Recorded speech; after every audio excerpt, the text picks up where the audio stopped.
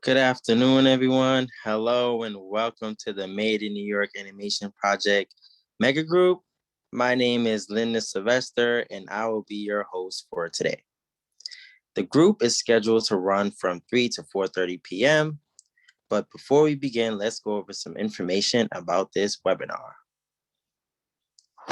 This group will operate in webinar format. Attendees will not be able to turn on their video or microphone during mega groups. You are counted in attendance as soon as you logged in. You do not need to follow up with us regarding attendance. If you lose connection, try to rejoin the webinar as soon as possible. You will still receive your incentive, even if you get disconnected from the webinar. All right, everyone, let's begin. We have a very exciting group ahead of us. Let's review today's goals. So, first, we'll review group information. Then we'll engage in an opening ritual. We'll review group information and incentives information. We'll screen the TAP intern class of 2021's thesis film, Behind the Dream. We'll learn about the creative team's process. We'll engage in a Q&A with the creative team, and then we'll engage in the closing ritual. All right, it's my pleasure to introduce Natasha Amendolara, a drama therapist and workforce development manager at TAP. Natasha, welcome. What's the opening ritual for today's group? Thank you, Lyndon, and hi, everyone. So happy to be here with you all today.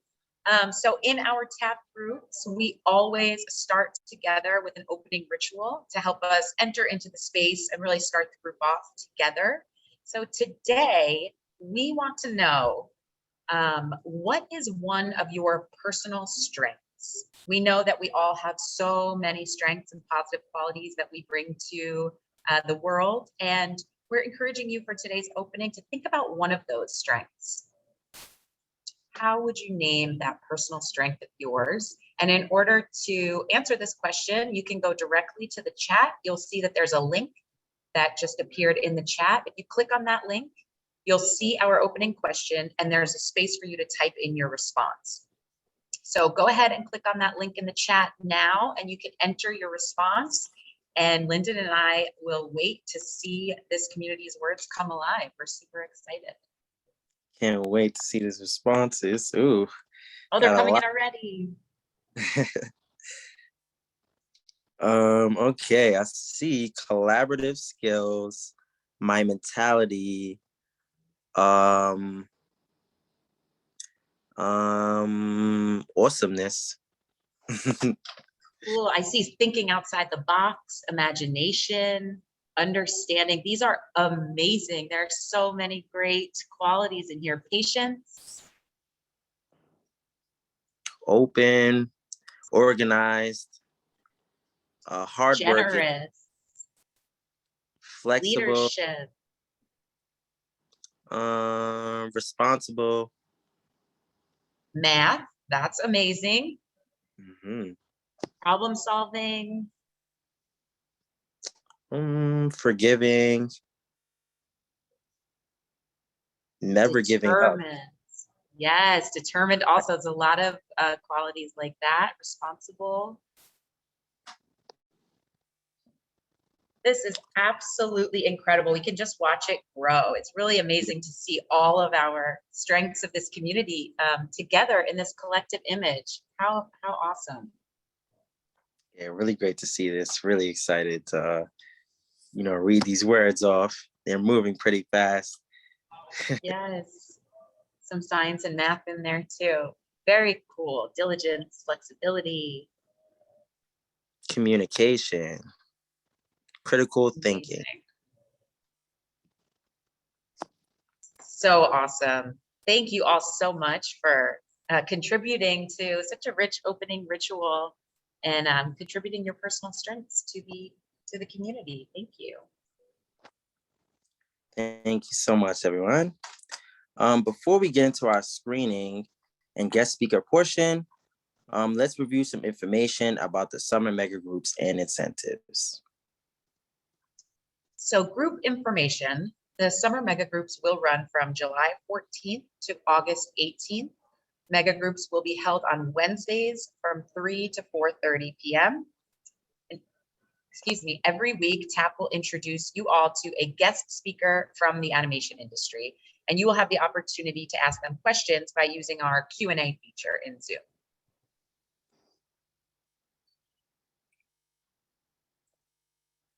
Incentives information. When will I be paid? You will be paid for the groups you attended on July 4th, July 21st, and 28th by August 11th. You will be paid for the groups you attended on August 4th, 11th, and 18th by September 1st. So how will you be paid? Great question. You will receive your $10 prepaid Visa gift card in the mail at the address that you provided when you registered. The return address on the envelope will read the animation project and our address, which is up on the screen. Your Visa gift card may be used for purchasing goods and services at any merchant that accepts Visa, any stores or anywhere that takes Visa. You can use this card. And this is the only way that you will receive payment for this program. We do not offer any alternative payment methods. So who to contact? If you have any questions about your incentive, you can contact TAP Incentives at theanimationproject.org. All right, now it's time for the screening of the TAP Intern Class of 2021's thesis film, Behind the Dream. Natasha, would you like to share a few words about the thesis film before we watch it? It would be my pleasure, Lyndon. This is very exciting to show you all our intern thesis film.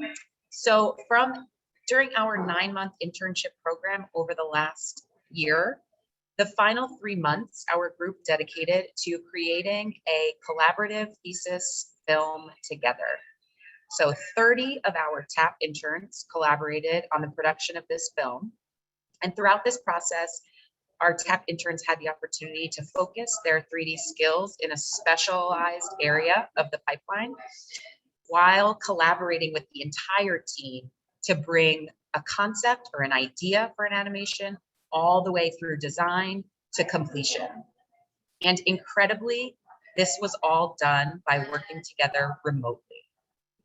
Absolutely amazing. So I am thrilled to present to you the TAP 2020 to 2021 intern thesis film, Behind the Dream. Behind the Dream tells the story of a child who is invited behind the scenes to witness the magic behind animation and its power to bring their dream to life.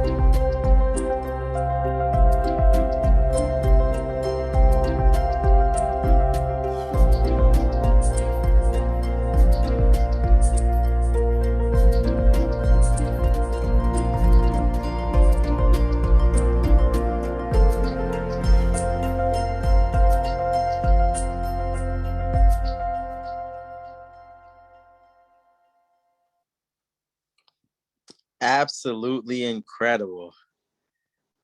Really proud of everyone that worked on this thesis film. I'm excited to introduce some of the members of the creative team as our guest panel for today's group. So first up, we have Kat Kolaski, TAP's Industry Outreach Advisor and Moderator. Brandon Paracon, TAP's Rigging Supervisor and Animator / Moderator. Leo Andy Santana, Supervising Animator. Isa Herrera, TAP Alumni. Natasha Mendelera, Lead Drama Therapist and Workforce Development Manager. Tyler Williams, TAP Alumni. And Karina Delgado Fernandez, TAP Alumni.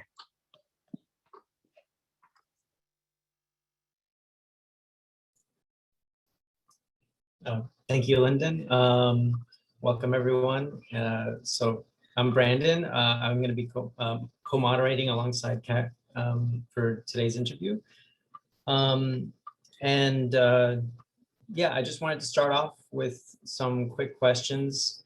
What were some sources of inspiration for the film? Hi guys, I'm Leo, the supervising animator. So just in short, to talk about how the film primarily came out, and thanks you all for coming. I just want to first say that I am abroad, so if my internet connection isn't stable, I apologize.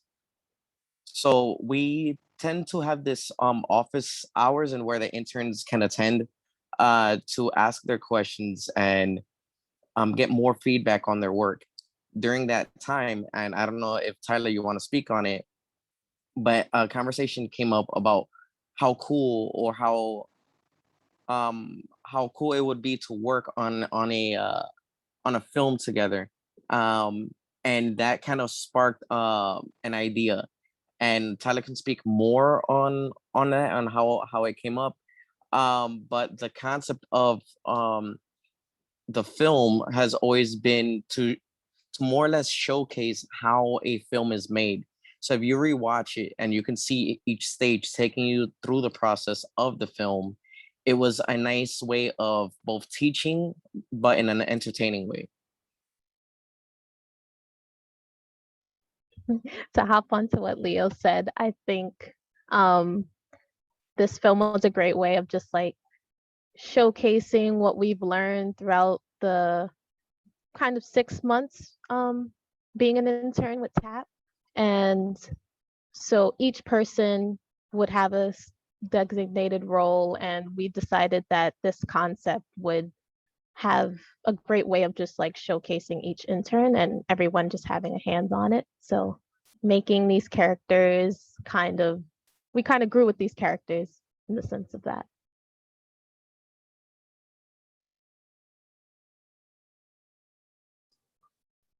Cool.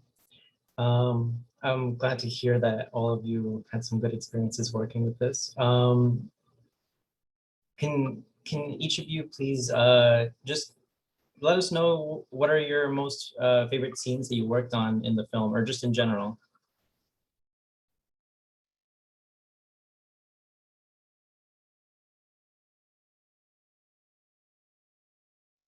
Should I go first?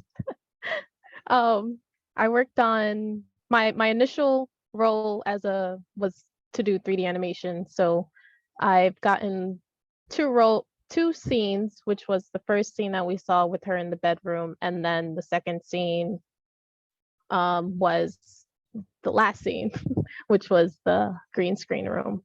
And then I've gotten the chance to work on the rigging room, which was the little robot on the computer. So each of these scenes kind of had their own kind of, I would say, style in a sense. They each needed a different kind of focus. So I got to work more hands-on with the girl and then more towards the robots. So animating them would be different, and stylistically, we've kind of given the girl a personality. And so just kind of paying attention to those kind of things brings each character in their own differences. I would say a lot of the teams were a lot of the teams were separated mostly by scene and then by how the intern was specialized. I was specialized in modeling, so most of my models that I've worked on was in the last scene, where they had the director in. I would say overall it was really good experience, and I enjoyed working with people and being able to, like, you know, shift roles. Like sometimes I would take lead, sometimes other interns would take lead, and it gave us some experience on working as a team.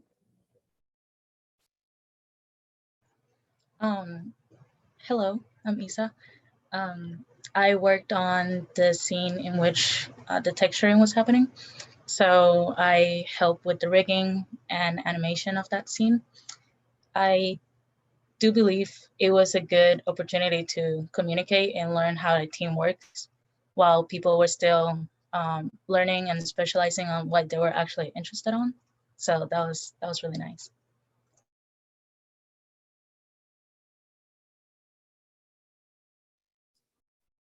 Cool.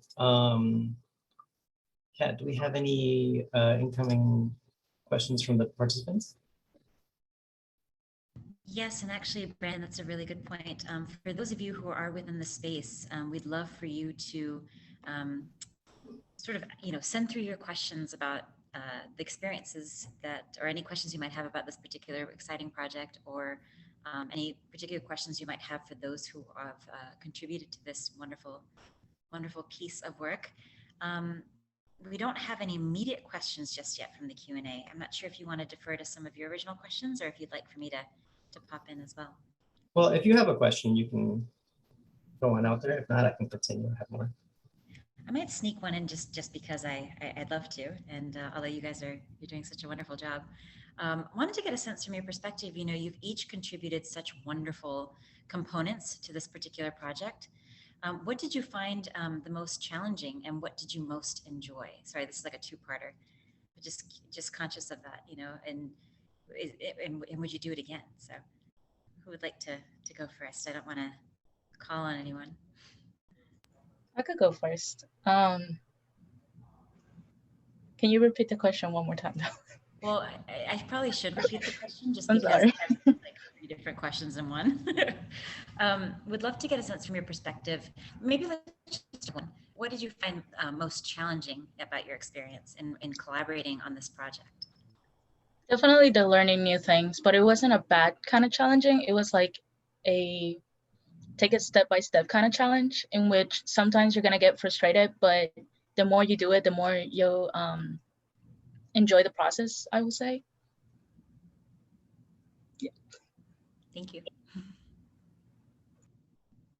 I think the immediate challenge for me was just the kind of virtual setting, sending back files, and using Google Drive was kind of the only thing that we could use to send back files, and definitely it was a challenge because we're sending Maya files. They're like heavy files, and just putting it into Drive, it's just crazy.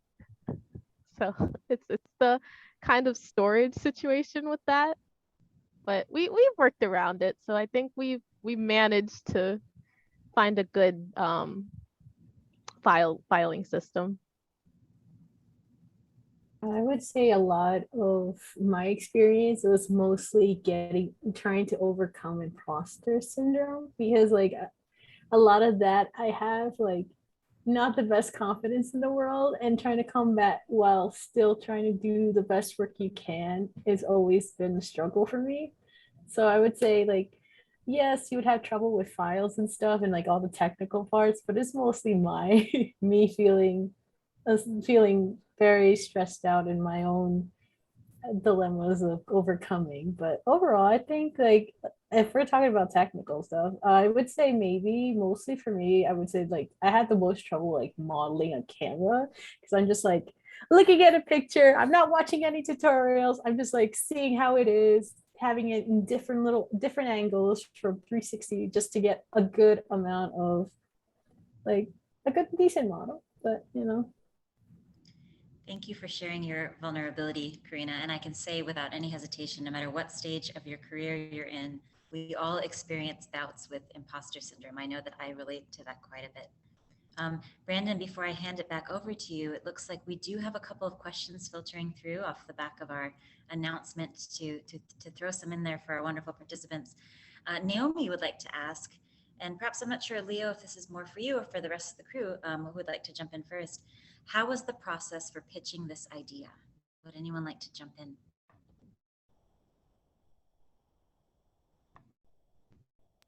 Yeah, I guess I can speak on that. Hopefully my connection is stable. But the idea was when we first opened up the program, everything was laid out, and the idea was always to kind of bring the power to the interns, and in a way that every intern kind of pitches their own idea, and we kind of work in smaller groups. But upon speaking with the interns during office hours, like I mentioned before, which is just a space where we get to just talk freely as well as work, the subject came up as far as would we prefer to work on individual projects, or would we want to work in a true to form studio, in where we don't necessarily get to choose the project, but the direction and the art direction and the skill set that we bring to the table makes it unique and makes it ours. So the team leads, myself included, Natasha, and Juan and Kristen, who aren't here, kind of developed an idea that is doable, achievable in the time, and able to highlight everybody's skill set that they've learned throughout the semester. But we left it free enough that everybody can bring in their own personalities to the film. So we just brought the foundation, and the interns kind of helped develop it. And maybe Natasha, you can speak a little bit more on that. Yeah, absolutely. I think that was really well said, but I can definitely add, I think that's an important piece when you're working with a large group and you're thinking about a production that involves a lot of individuals and a lot of creatives, that the creative direction is really important, and for the whole group to have this kind of shared vision. So as Leo said, that was really the objective of bringing in this idea for where the film would go, to make sure that we were always all following that shared vision. And then I think when you have a really clear creative direction for a project, that's when people can really, really feel free to show their creativity. And as Leo said, kind of really add that individuality into it, because we had a clear structure going forward with what we wanted the main kind of message to be. And then it's really exciting to see kind of what happens within that process. So that was very enjoyable for me to see where the film went, and the kind of turns that it took from that first step of the process till the end. Before I pass this back to Brandon, Ipazia is wondering, what softwares did you all use?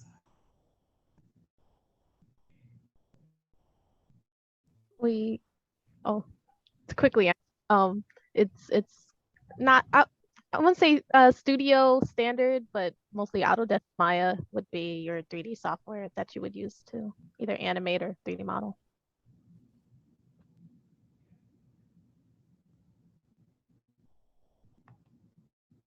Thank you. Cool.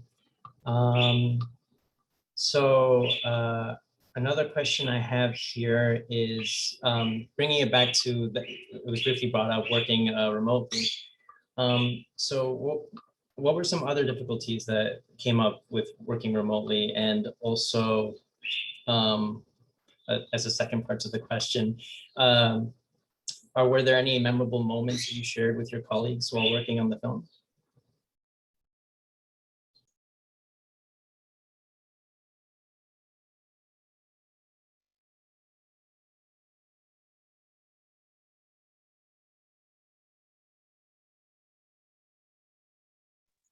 I can kind of jump in with a challenge from staff perspective. You know, we are quite used to running our internship program in person and in a large space with a lot of different computers and everyone working together and being able to, you know, just turn to your right and ask for support for the person next to you.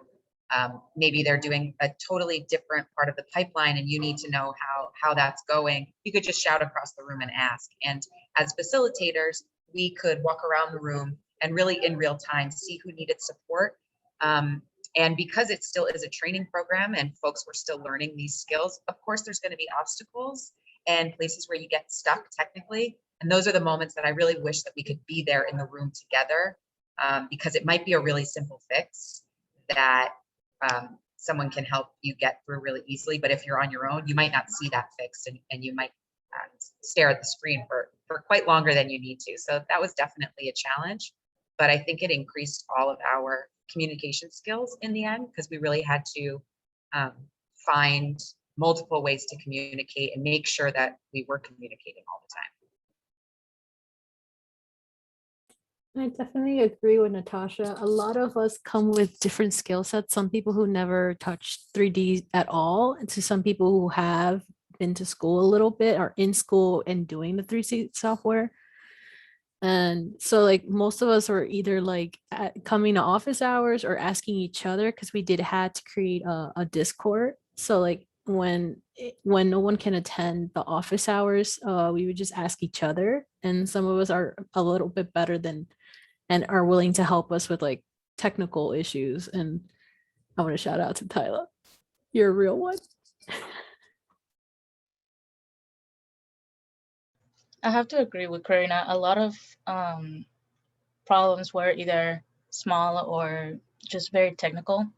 But I think the good thing about that is that a lot of connections were made outside of class time.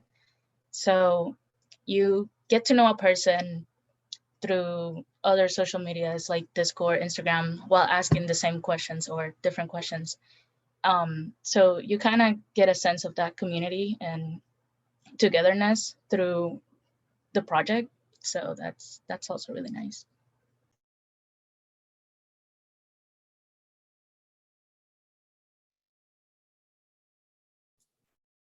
Cool. I'm glad to see that you all got to collaborate together and grow closer together as a community, as well as help each other up with problem solving on the Discord. Another question I have here, yeah, that you may or may not have come across, but can you describe a moment where you've had to come up with a creative fix to a problem in the film?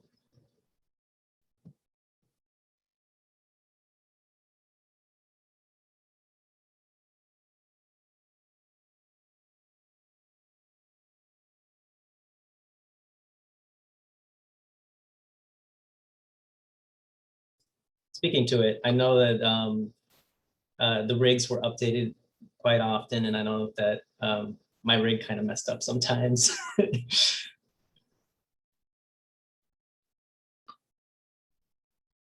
Regarding assets or objects that were created, I think a lot of the fixes, at least for Scene 6, was that we kind of duplicated or copy pasted a lot of the things in order to get the product out and in the scene faster. Well, it might seem like something repetitive. We were able to dodge the repetitive of it by changing the textures on them and positions. So even though it might, like I said, might have seemed repetitive, it really wasn't. And I think it gave more life to the scene, but I'm not really sure about the other scenes.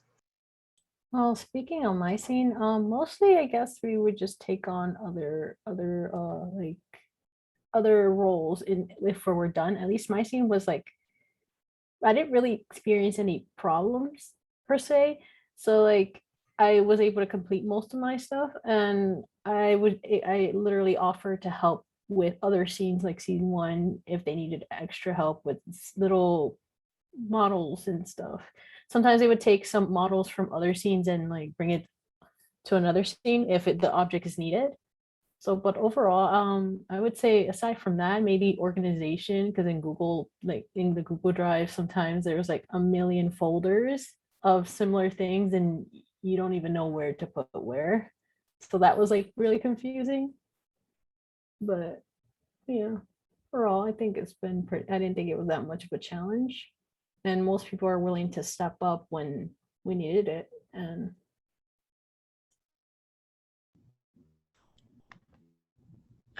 Jaden's actually wondering, were there any early drafts of the animation, and were there any major changes that ultimately didn't make it in? To answer that question, yes, there was a lot of early drafts. I think the earliest that you can call a draft for an animation would be the storyboard, or the animatic. And by that, you would give it to the animators and we'll look over it. And sometimes, when you're animating, it's not necessarily what the storyboard looks like. So it's going to look different once you have your final polish. But I have like a whole bunch of folders with like probably over 17 or 20 kind of drafts of the same animation. So yeah, you go in, you revise, you get your notes from your direct animator, and you just go in and then try to fix those changes. So it depends on what scene you have. For scene 1, I had like probably 20 changes, but for scene 7, I probably only have 5. So just depends on what you're doing.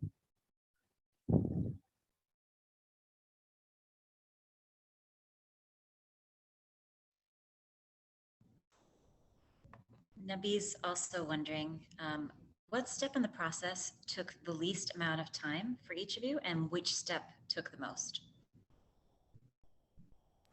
Animation by far took the longest because you do have to put like a lot of work into it. I think the shortest process for scene 6 was definitely the texturing and objects. So the asset creation and the texturing. I want to say lighting, but we also were working with one person who was in different scenes. So she was really helpful and she did like try to work through it as fast as she could. So that was yeah, that was nice. at least for my scene, there was like, I'm not that advanced. I would say I'm intermediate for modeling. And then I had someone who was like one other modeler, but she was more of a beginner. So I would take on the more complicated models and then I give like we would try to split up the work evenly, but if it was more complicated, I would try to take it on. And like that was more time consuming rather than it was actually complicated. And then I would say texturing, from what I've noticed in my scene, it was like the quickest. And like the thing is, like we would just have to get our model done, pass it to the texture, and then they pass it their file again to someone else. And we had like to follow like the schedule that we were given, and most of all, like had to give like checklists and estimate amount of time of how much we were supposed to get these models or get this texture stuff done by.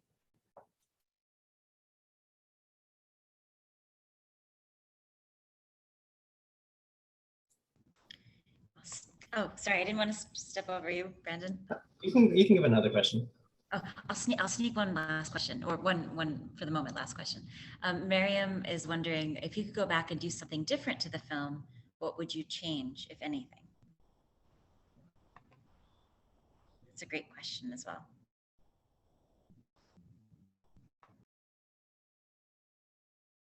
I feel like for me, because I always get this question, I'll just go back and change the animation.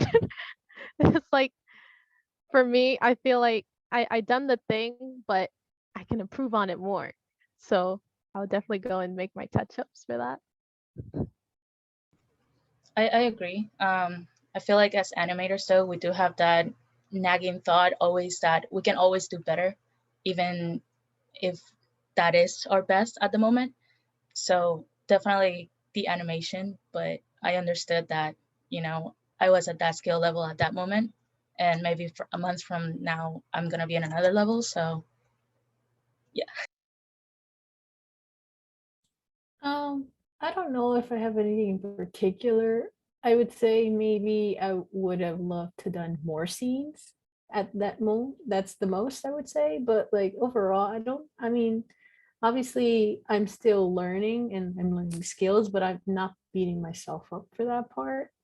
It's more like if only I took if I took on more work, it would have been nice. But that's just a personal opinion.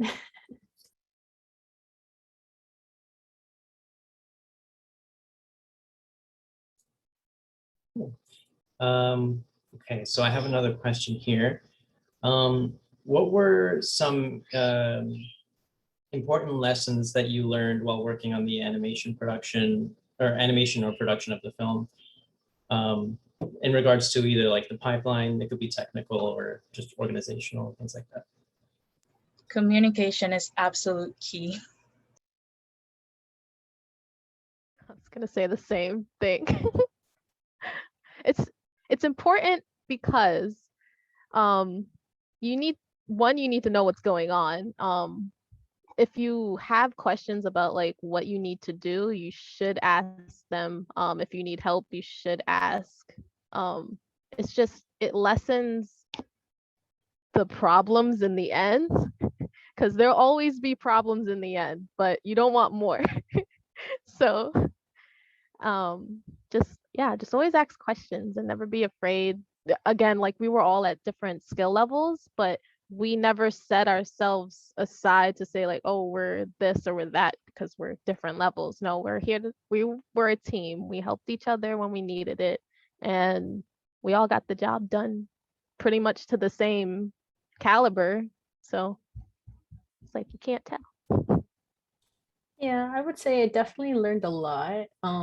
As someone who like I personally learned a little bit of 3D modeling. I never actually really fully learned that much of 3D animation, so that's why I didn't personally take it on. But like I did learn from a lot of the more skilled artists in the internship, and it made motivated me to want to push myself to do better.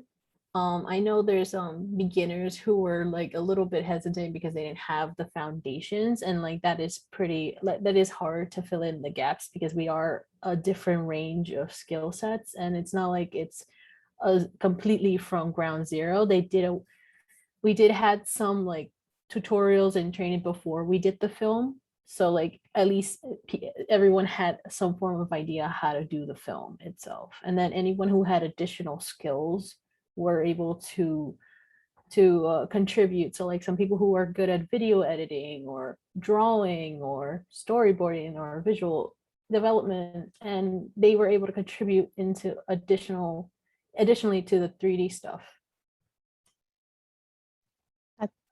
To add on to Karina, that's actually a really great point.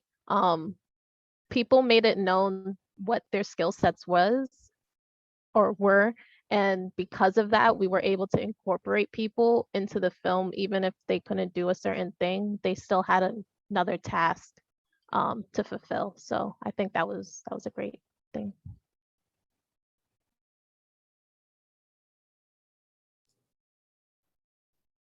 That was actually the last of my questions. But I am curious, because I noticed in the film that there was some of your past projects. I noticed on the wall in the set dressing room, there was Polly the Frog, as well as several of the other projects that you guys had worked on. Do you guys want to speak to the process of just learning and making oh no, I lost my train of thought. But do you guys want to just talk about the projects that you worked on beforehand?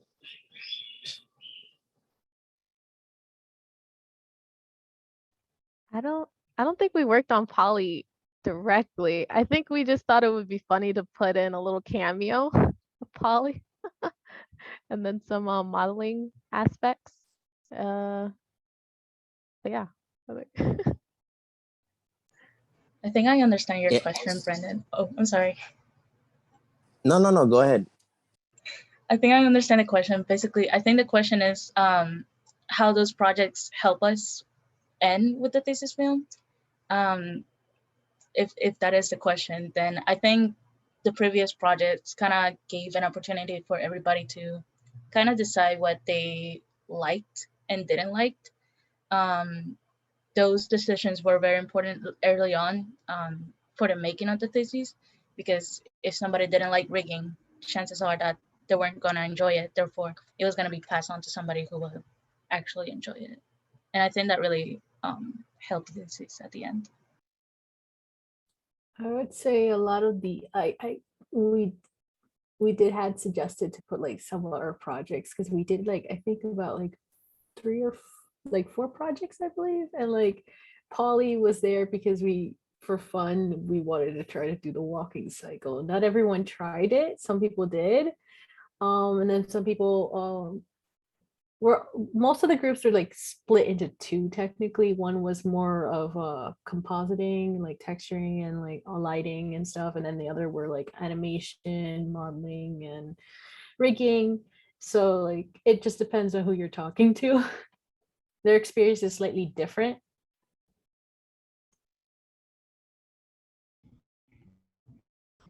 Well, thank you all. These might be the last of Brandon's questions, but these are not the last of our participant questions. We actually have quite a few in the loop right now. So Lord Blackburn was asking, did you render the characters individually or in a group?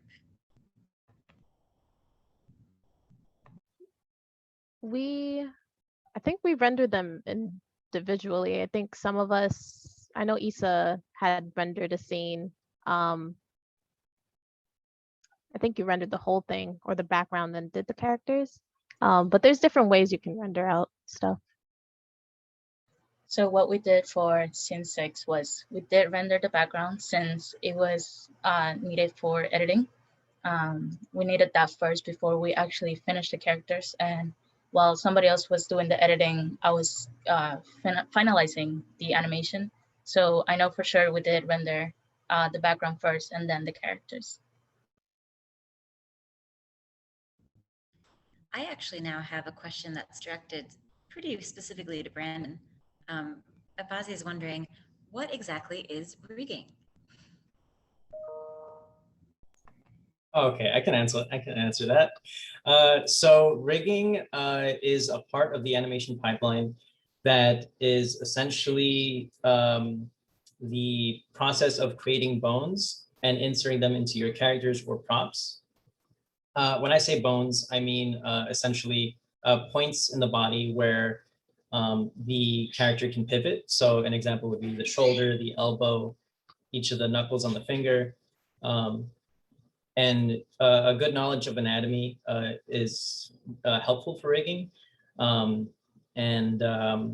Yeah, once the bones are in position, the rigger has to go through the process of skinning the character, which is essentially stating how much of a object is going to move according to which bone it's assigned to. And that's how you, the process of cleaning that up is called painting skin weights. And it's just to ensure that if you move your right arm, you don't have part of your left shoulder randomly moving and things like that. Thank you. Isaiah's wondering, how long did it take for you guys to make each of the scenes?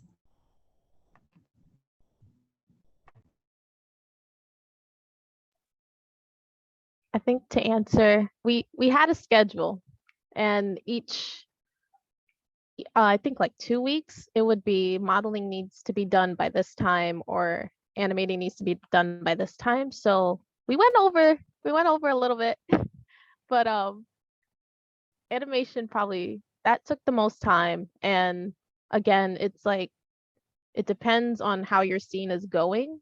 So if you have more notes, if you had for say 2 scenes and you have more notes for the first one, that you should probably take a little bit more priority, and then the second one you can probably finish up later in the week. But it's all about meeting those deadlines, because then we're getting set back and we don't want to set back up production. Yeah, I would say also like aside from like we were told like we had a schedule and how we're supposed to follow it, a lot of since everyone is in different skill sets, a lot of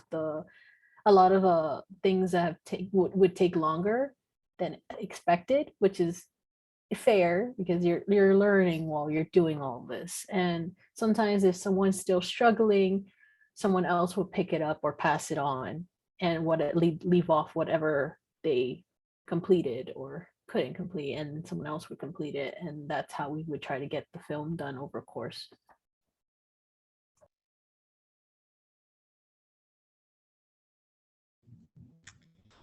A few more questions from you all, which we really love here at TAP.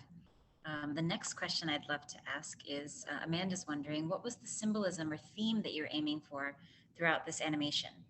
Or in the collaboration, was there a sense of open interpretation from the audience?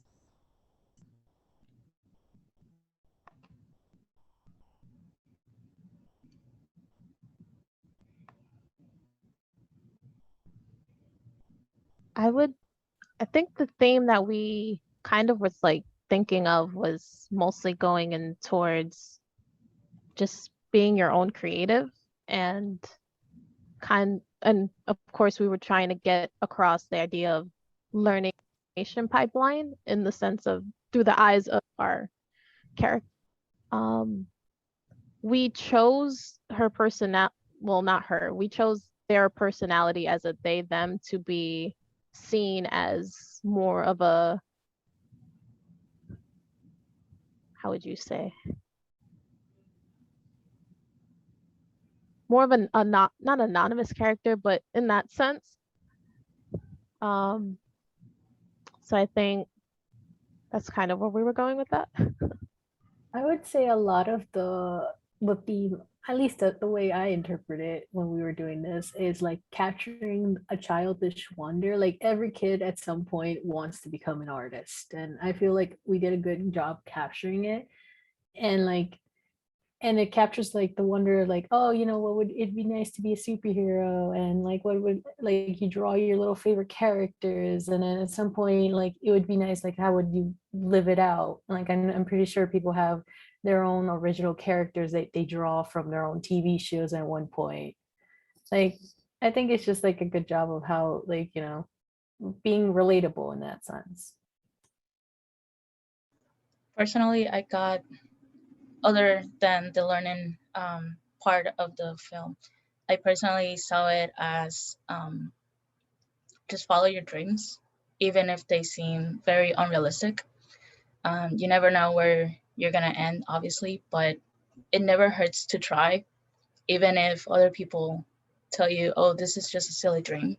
Like, yeah, it might be a silly dream, but if it makes you happy, why not just try it? You know. Such inspiring words, Isa. Thank you. Brandon, you've sort of left me for a moment as moderator, and I've got a couple more questions heading your way. So I hope you don't mind us asking you.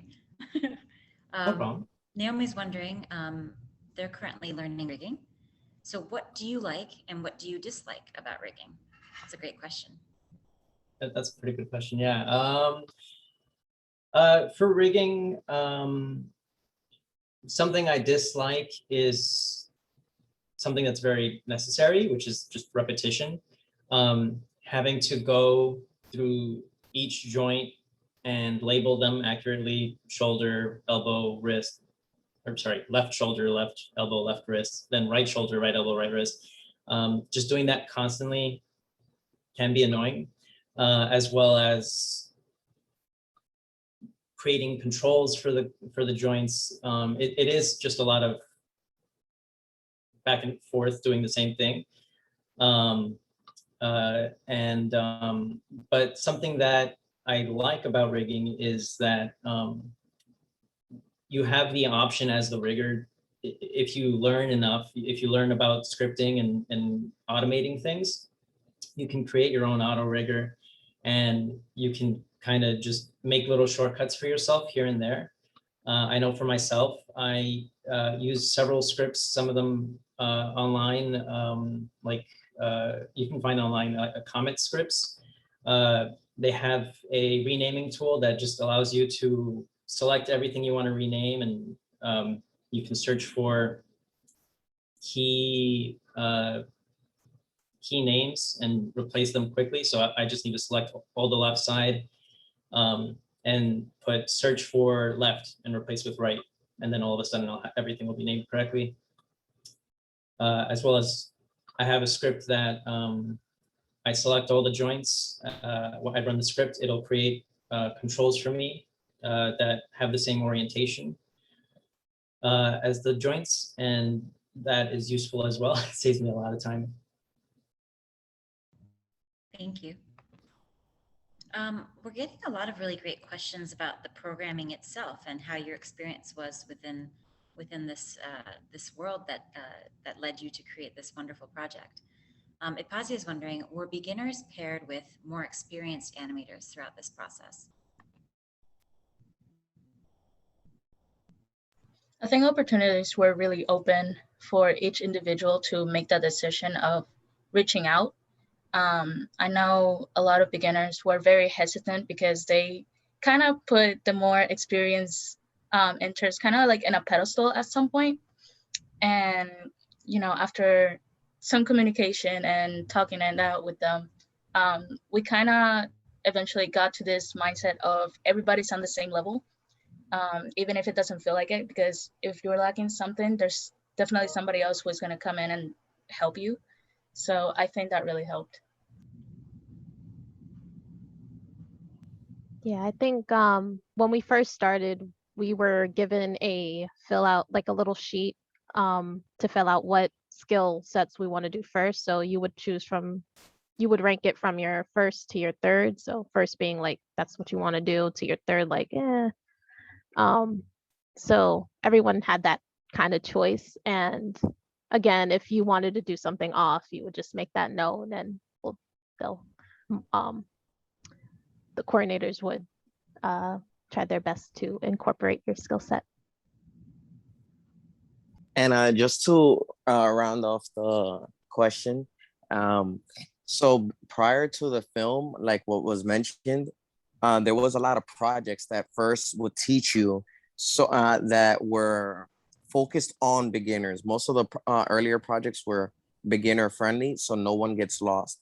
So some of the more advanced interns that came from probably prior experiences from school, or they learned on their own, they were a little bit further ahead, but we made sure that the projects, even though they were simplistic for those advanced, they were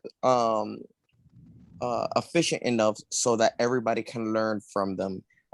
So by the time you do get to the thesis, you should more or less have an understanding of the pipeline and have an understanding of areas that you can call your kind of expertise to then take with you to the film.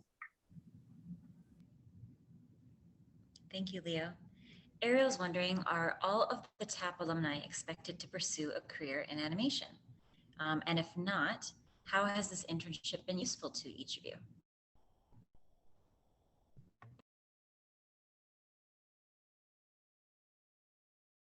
I would say I can't speak for every intern. Every intern has a different background. Some are just coming here to try this, and then some people come from IT. Some people come from like different backgrounds. Personally, I came from with a photography and graphic design background. I just and like a little bit. I played with After Effects as 2D animation a little bit, but like 3D is a new thing for me, and I took a little bit of an interest in it. So I'm considering doing more modeling for like 3D environment and props, and that's where I want to work in a studio personally. So that's why I'm actively looking and practicing. But overall, I definitely think it helped me shape what I and my interests. So at least career wise.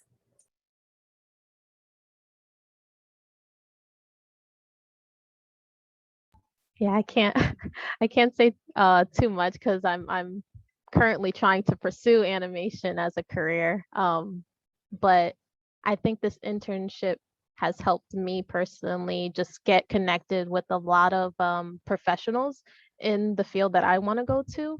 and also they're giving me continuous help in trying to find where I stand, or either looking at my animations or anything in that sense. So I think it's not that when you're finished with the internship, you're just done. You can still reach out, say, hey, this is my stuff. And, you know, we're here for each other.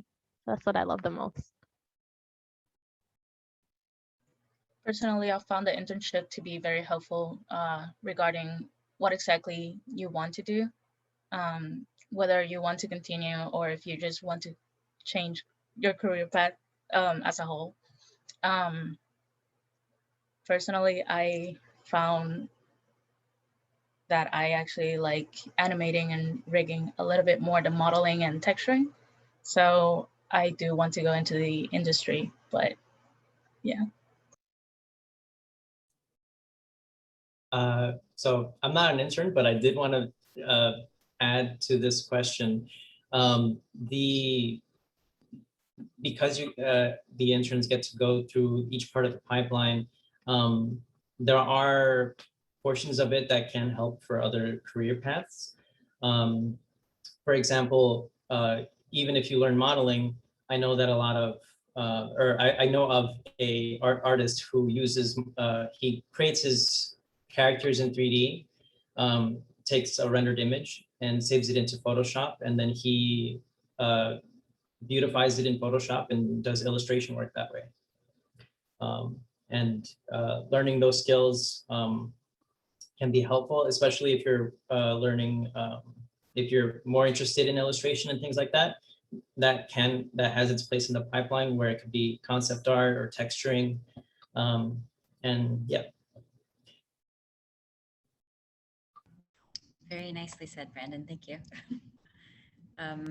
Angeline is asking a really great, well, also sharing an update with us, which is that they actually finished an animation team project today, a second episode of a series called Bob's World. How exciting. So, however, the process is a little bit different since we all did it in 2D. So for anyone within this space, what's different in the pipeline for 2D and 3D animation? It's a great question. To answer that question, I think the only difference between 2D and 3D is really just the process is really just the materials that you're using. 2D, you would know that it's more of a either digital or kind of that on. And 3D, you're just working more on a virtual software. So the process is still the same. You still have to make a storyboard. You still got to get the concept. You have to make the characters, but the way you're going about it is a little differently in media terms. I am not a 2D artist. However, from what I've heard from my 2D animators is that the only difference between 3D and 2D is that for 2D, you have to constantly draw the same stuff over and over again. While in 3D, you can make the background the characters, and all you have to do is just kind of move them around and you basically got it in place.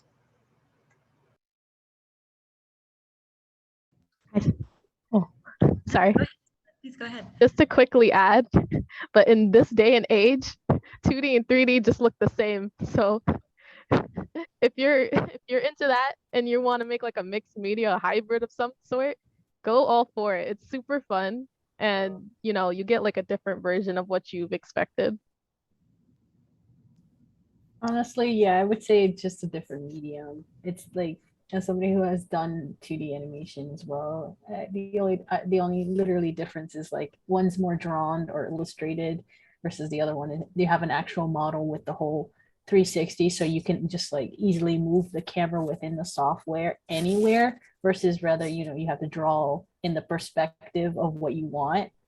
That's mostly the difference from what I've noticed. And it depends on, like, I know like some movies that you've watched in theaters are going for more of a realistic look versus, like, you know, most of the 2D you can have it's stylized more. So I think there's more like room for like getting away with like a different style. Brandon, I think you wanted to add something. Yeah, I did also want to add, it also depends on the, I mean, I know very little about the 2D pipeline, but from what I've seen, it also depends on the type of program you're working with. Because I know that for some programs, they actually have rigging in for 2D characters. And that enables them not just to draw the base character, and once it's rigged, they don't need to redraw, they just animate. So that's something interesting to look into.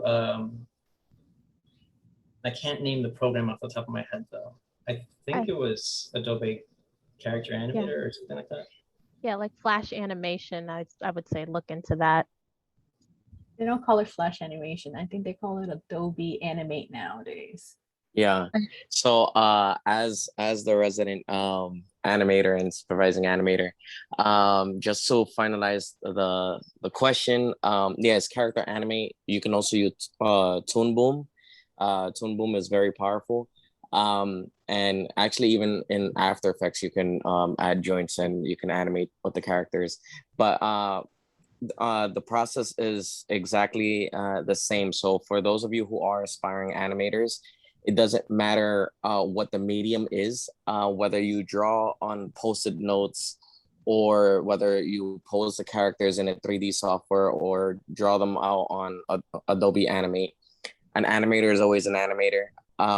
So the process is the same, with the only differences being 3D would be more technical in for those who wouldn't really consider themselves illustrators or designers. There is a lot of room for you to grow within the 3D space, as opposed to in the 2D space where it's kind of more needed that you are in some form an illustrator. Even if you are a background artist or an in-betweener or what have you, you do still need illustration in your repertoire. Thank you, Leo. Gosh, I'm really, really enjoying all of these questions. Orchid is asking, what's a component of animation that you feel is often overlooked?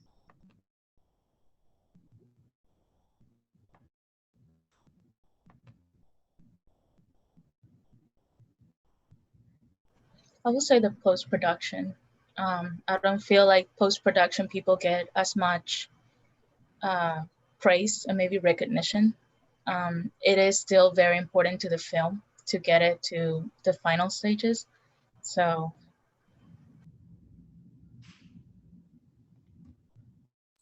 I would say I agree. Post-production is often overlooked. They usually add the effects, the sound, the music that you hear. It literally it adds on to the life of the characters that you have. It sets up the scene, the mood, and it's just not like, if you take away all that, you just see like movement, but like it still feels flat without the music and without the sound effects. Like sometimes people have voice in their films and it just adds a whole nother story to it.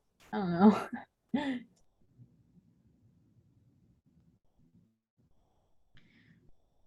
Jaden's wondering, so, and Jaden, please correct me if I'm not asking this question appropriately, or properly.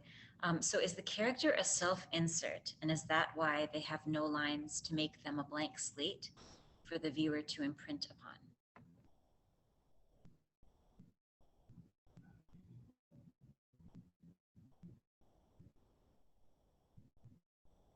I think it's one of those things where we kind of left it up for interpretation.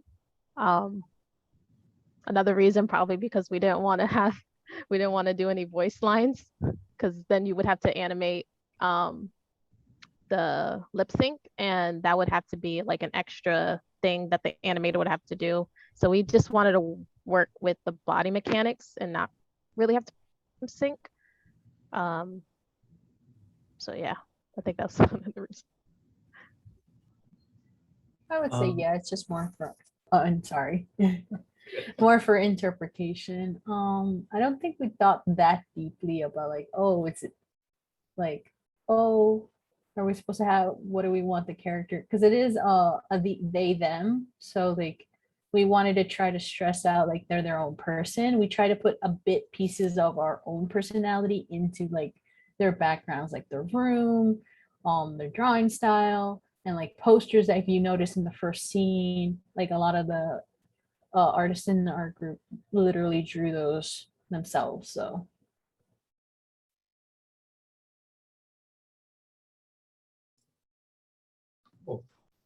So I actually came up with another question. I was curious if any of you had a moment when you were working on the film, or maybe when the film was finished, where you just felt joy. I know for myself, I felt really proud seeing the characters animated and coming to life. So I was curious if you had any, if you shared any moments of joy. I personally cried. I'm not kidding. I actually cried when the sound was added because it added a level of emotion that wasn't really there when it was just the animatic of the animation kind of finished, and it was just kind of quiet, and you knew what was going on, but the music and colors just added so much more to it. So I think the sound made it for me.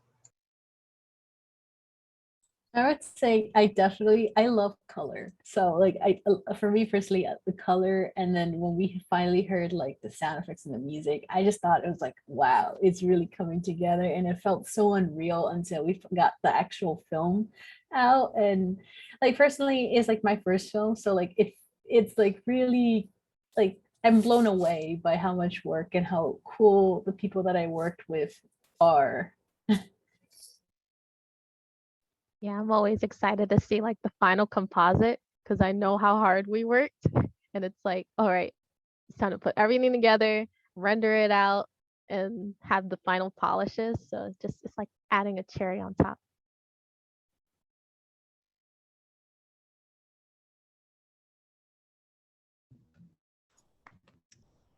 Such great questions. Brandon, were you going to ask something else? I was going to ask you, Kat, if I can steal a question from the from You're not the. stealing at all, Brandon. We're in this together. All right. So Carter asks, how long should it take to have one scene animated?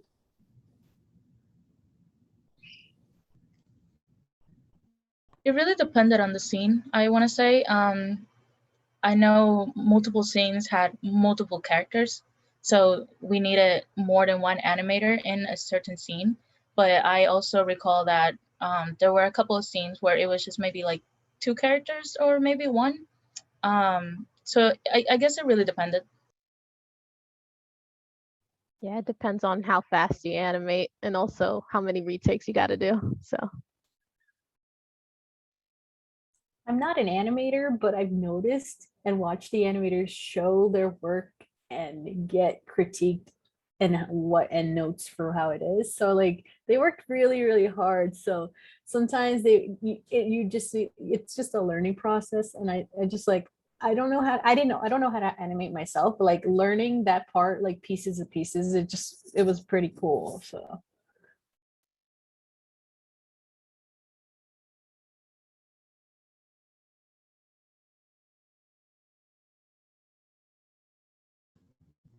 Do you want to steal another, Brandon? I was actually formulating another one in my head. Leo, we haven't heard too much from you. I was curious if maybe you could share a moment that you were surprised while working on this film. Yeah. So for me, not so much surprise, but like proud when I saw the communication that the interns were having amongst each other. So we have a Discord and we have everything kind of categorized by scenes and by department, right? The animation department, the modeling department, so on and so forth. And the amount of dialogue and back and forths and kind of helping hands that were being held within that Discord was a very proud moment for me, because it was that feeling of what was taught was now off my hands, right? Where in the beginning it was more hand holding and the questions were more towards me and or other VFX supervisor Juan towards technical questions, but working with Natasha and Kristen and Ellen and Kat and just all the other kind of members of our supporting team that helped grow the networking and the confidence to ask each other the questions for the helping hand, as opposed to just relying on their direct supervisor. So I think that's a very proud moment that they would rather figure it out on their own, but knowing very well that we'll still be there if the question is just a tad past their skill level. But that was a very proud moment for me.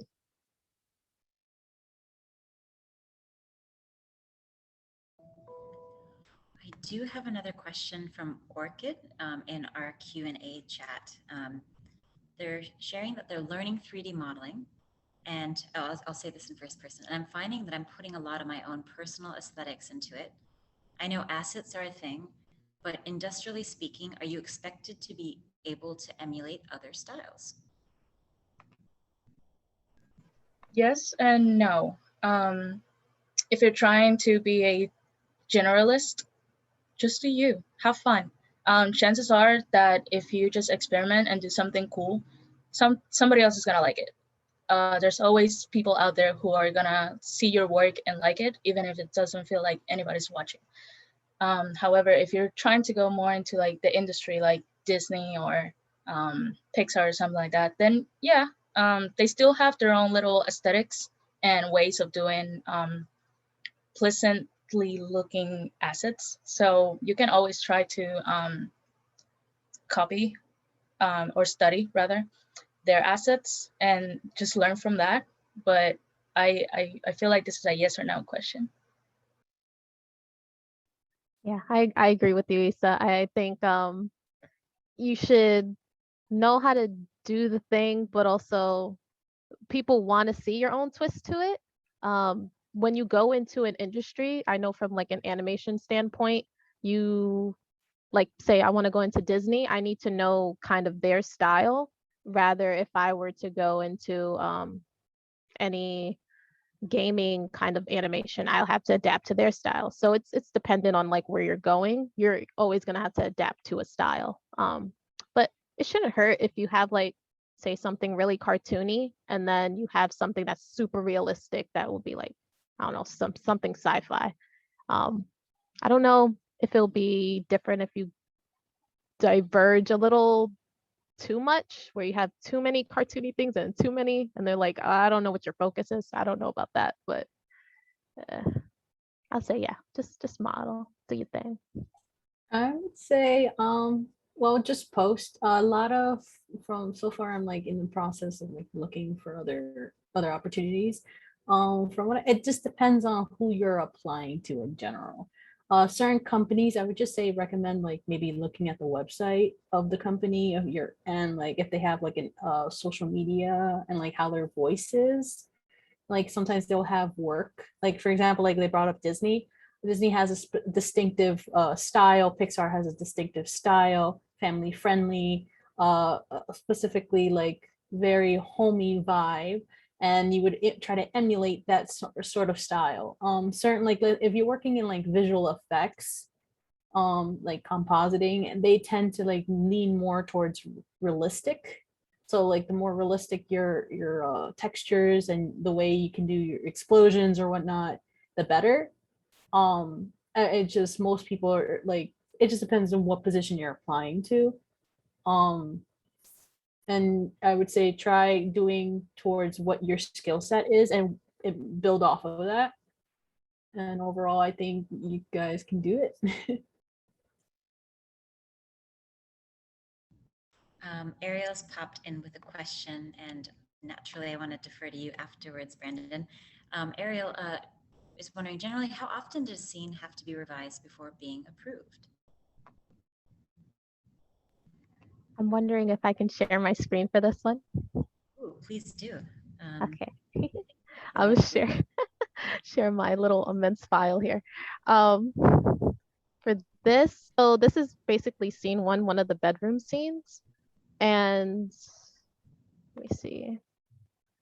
I can pop up this on the side. There you go.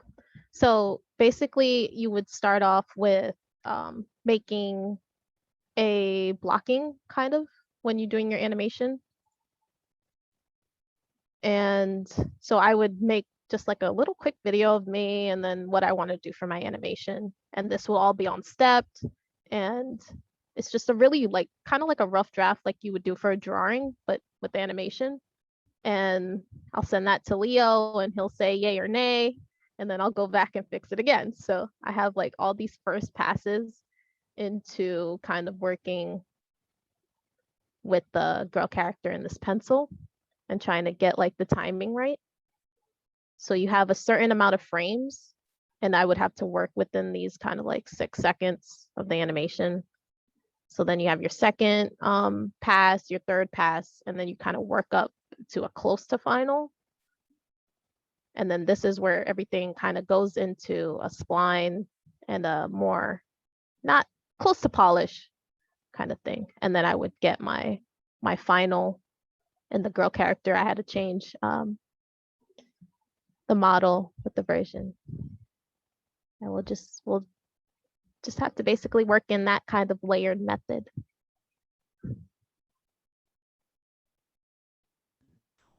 So amazing to have those visuals, Tyler. Thank you so much for sharing. Well, that's enough out of me. Thanks to the lovely the panel, like in your wonderful questions. I'm just so impressed by all of your thoughtful words and follow-ups. Brandon, I defer back to you.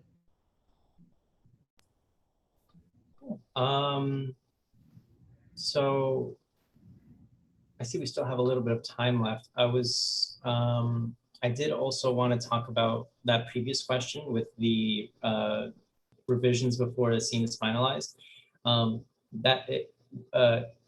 Revision happens a lot throughout each of the phases of the pipeline, and it can vary. I know for character design, I forget if it was, I think it was Toy Story, Woody was revised over 100 times. I can't remember the exact number. And for rigging, I know I went through at least, I think 30 versions of the girl. Could be wrong, but there was quite a lot.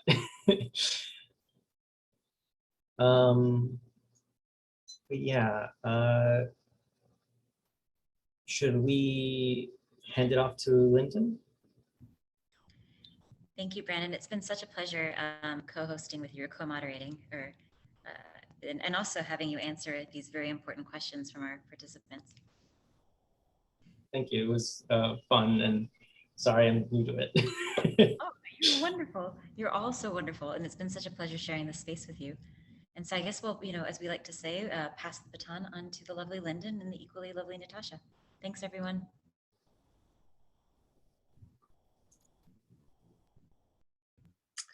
Thank you so much, Isa, Karina, and the TAP team, and Tyler. It was really amazing hearing from everyone. All right. So, sorry about that, Lyndon. I just wanted to also thank this incredible panel today and to our co-moderators, Kat and Brandon, for moderating such a wonderful discussion, and to our TAP intern graduates who just spoke so beautifully to the process of this film. And I really am so grateful to have had the honor to work alongside them on the film.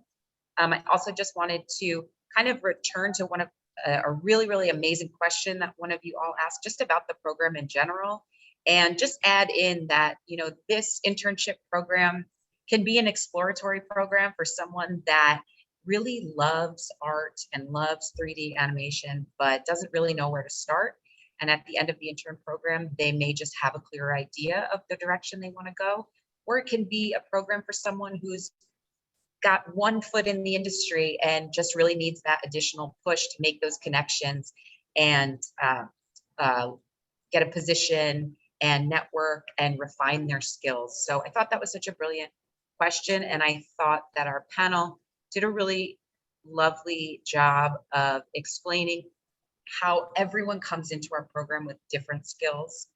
As we saw in the beginning of this group, just like everyone here brings their own unique strengths. And that's really what we look for in our potential interns. And whether or not folks end up deciding that they want to get a job in animation, we also really support the development of a lot of professional skills like communication and public speaking, like what we're all doing right now, managing deadlines, time management, having difficult conversations, reaching out for support. So those are other skills that this group really helped to strengthen. And I think another benefit of just being a part of a community and such a collaborative industry, 3D animation is so collaborative. And so inevitably you are able to build those collaborative skills, those interpersonal skills that will help in anywhere, any career choice or any step along the way in life. So I just wanted to add that, and I really appreciate all those amazing questions about the program. So thank you all so much for that. Thank you so much for that, Natasha. Well, everyone, we are coming to the end of today's group. Thank you for joining us in this creative space. So, Natasha, how will we close out today's group? Well, I'm really inspired by all of the strengths that we brought to the space in the beginning through that link. So I thought we could take it a step further and bring this into our bodies and strike a pose that embodies our own personal strength, because we know that there is so much value no matter what it is we're bringing to the table. So Lyndon and I are going to strike a pose that embodies our own personal strengths. And even though we can't see you all, we know and we trust that you're all at home doing it as well. So Lyndon, might we have maybe a countdown? Sure. 3, 2, 1.